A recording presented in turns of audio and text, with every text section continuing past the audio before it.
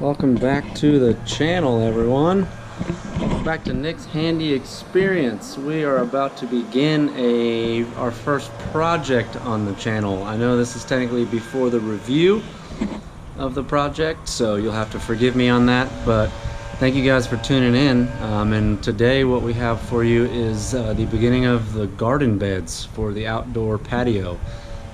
So extremely excited to get after it and use these hands for a handy experience. And so let's just take a little overview of the materials that I'm going to need for this project. So here on this side over here we have the wood that I recently purchased for this project, which consists of some 2x6s by 12s, 2x6 by 10s, and then some 2x4 by roughly 8, I think 9 is what they had available that day. So this is what is going to be used to basically create 3 stackable boxes that will then be sealed by the 2x4s that will then be our garden beds. And then, you know, for me, I love to have some buckets that I turn over on the other side to lay my wood across when I'm cutting with my circular saw.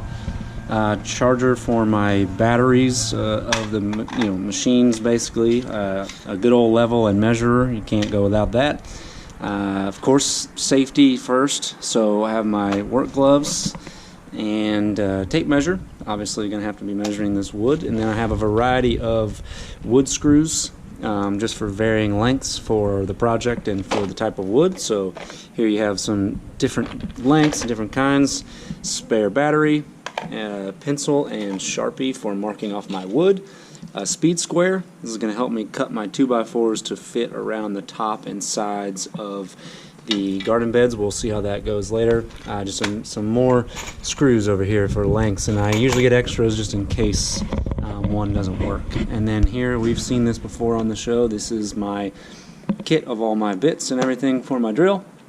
Again, safety first. Make sure you're wearing safety goggles when handling things such as this circular saw, which is what we will be using primarily, this plus really just that and a drill to screw in the screws. And there's my handy little helper, who is probably going to do nothing for this project, but he's here supervising.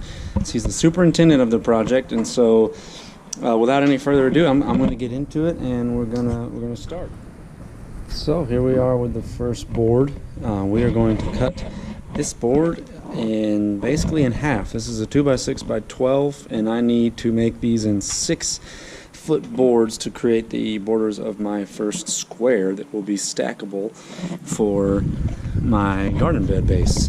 And so we're going to measure this board, and we're going to mark it off where it says 6 feet.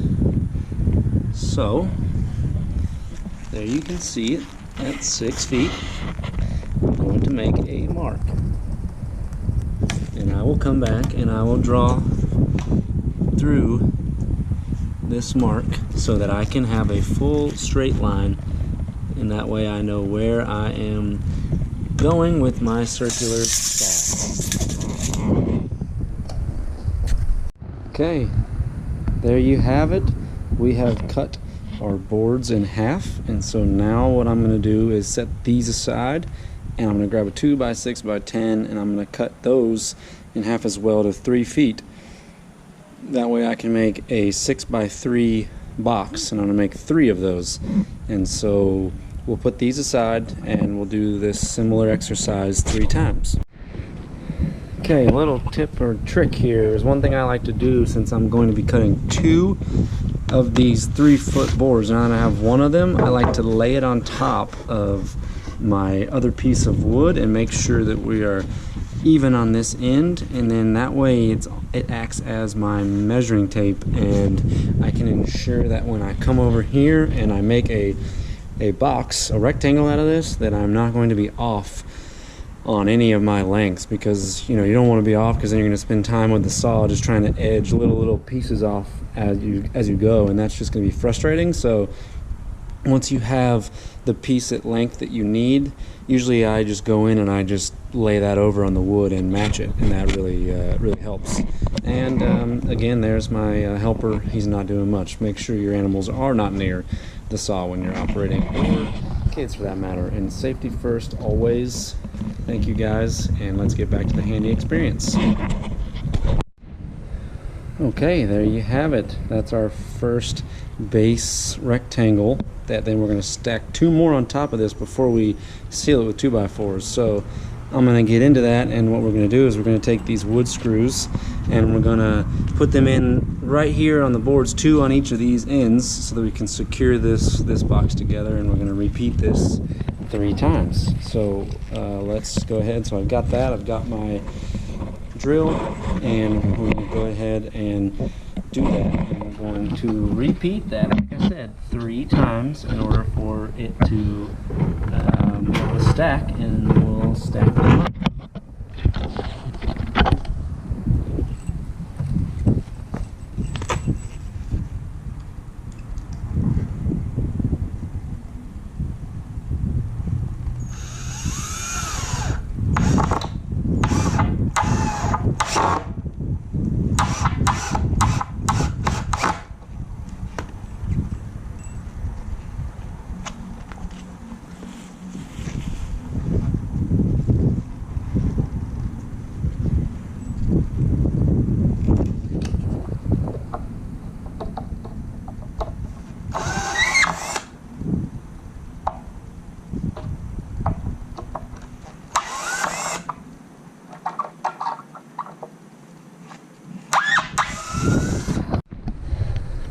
So those of you out there who are newbies like me and first timers, I am very anal about measurements, and as I already told you that I lay the board on top of the other one to then get the same measurement. Well, you can see here that I was off by, you know, a good inch or so, half an inch.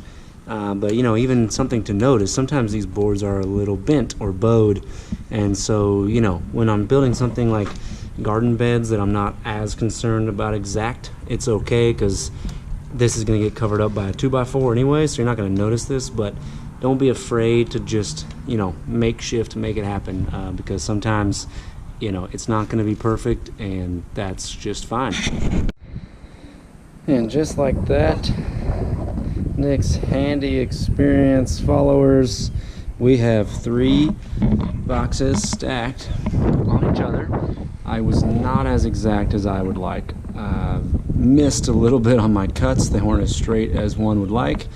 But now, in order to attach all 3 of them so that they stay, so that I can put the tops on and then move it, I have cut these side panels from 2x4s to go around all the sides and edges. So I will now screw these into the boards, try to get it as flush and even as possible. Again, this is going to be outside with plants, herbs and vegetables and the like, and so I'm not as concerned with perfection, although I'm a perfectionist, you'll find, as we go through this journey. But you know, from a distance it looks good, but could have done better. But there you have it, and now I'm gonna go ahead and screw these in, and we're gonna get it there finished up. Okay, Handy Experience crew, we are good to go. We have attached all of these sideboards to basically secure this, so that when I, you know, try and pick this up, which with one hand is not as easy as it looks, it's all secure. So now we have the outer body of our garden bed, and all that's left remaining is I'm going to put some 2x4s on the top that will meet at the corner in kind of a triangle, and we'll cut those with the speed square that I have. So if you remember, that tool that we were talking about earlier will basically go on and help to create the corners where they meet each other, and we will have a finished garden bed. So can't believe it. Remember, safety first, and let's keep going with these hands. And there you have it, Nick's Handy Experience crew. We are done. Honestly surprised myself with how fast that went, but here we use the speed square to cut these and fit these two 2x4s together as a top piece, and then just screw them into the frame for some extra support and to connect them onto there. And yeah, there it is. It is not perfect by any means. You can see the gaps along here. You can see that I did not measure exactly right for some of these corners, which you'll find out, as I already said, in this journey, that I am a perfectionist. So here's to getting better next time. But there it is in its finished form. We have done it, and there we did a handy experience. Hope you guys enjoyed and learned. I know I didn't show everything. I'll get better about showing exact processes of measuring and cutting, but thank you guys, and until the next project.